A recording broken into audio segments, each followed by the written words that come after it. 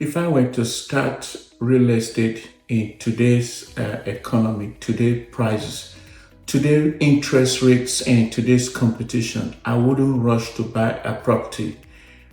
In fact, this is one of the mistakes most first-time buyers do that make them fail. In this video, I'm going to share with you the one thing I'm going to focus on without buying anything. And this one thing makes the whole process easier. I have worked with first-time buyer, new investors, and even the experienced one. Most of them rush in and struggle. And I have seen many taking the right path, a smart path that leads to building real momentum. This boils down to what they do first and not how much money they have in their account or how much money they raise. And I'm here to share with you that real estate is not all about buying property, finding deals, or getting lucky. This mindset creates stress. It creates burnout and ultimately bad deals. Real estate is not about acquiring property. It's about positioning.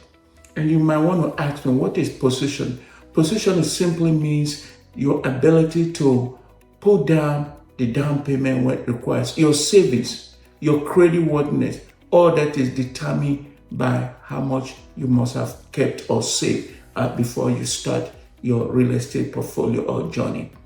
And I'm going to let you understand some few things also you need to know here. You don't need to chase properties. You have to be strategic about acquiring properties. And there are 3 steps you need to take into considerations when getting started as a real estate investor. 1, you need to know the numbers, determine if the numbers align with your overall strategy. It is not about emotions. You have to have clarity of what you need to do. The numbers must work. If the number doesn't work, then you don't need to go or move forward with the deal.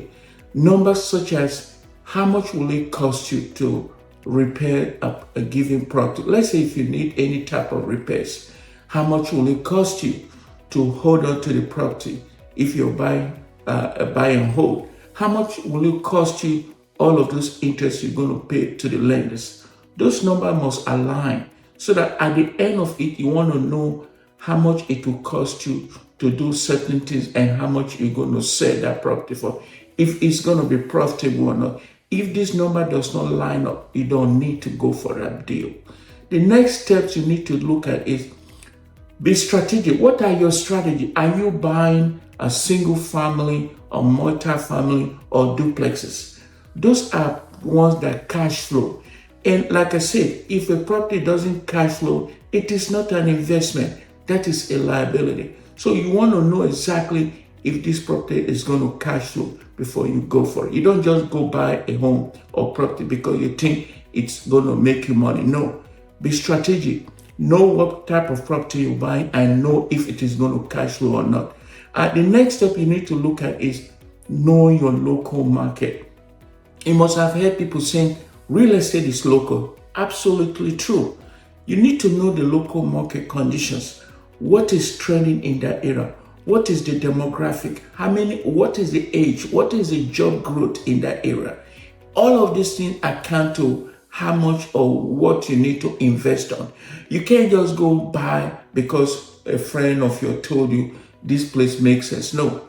If the job growth is not there, if the population is not going to support this data, you don't need to go for it. So know your local market, the demand, and what will be the reaction if everything is all said and done. So those are things you need to take into consideration that before you go into it. Those 3 steps must be played. And again, like I said, real estate is not about acquiring properties or how much of those properties you're going to buy. No, real estate involves making strategic decisions that is going to last, say, 5, 10, or 15 years from now. Because at the end of it all, you want to see consistent cash flow. How much money keep coming to you on a regular basis. And if a property doesn't cash flow, then it doesn't make no sense to go for it.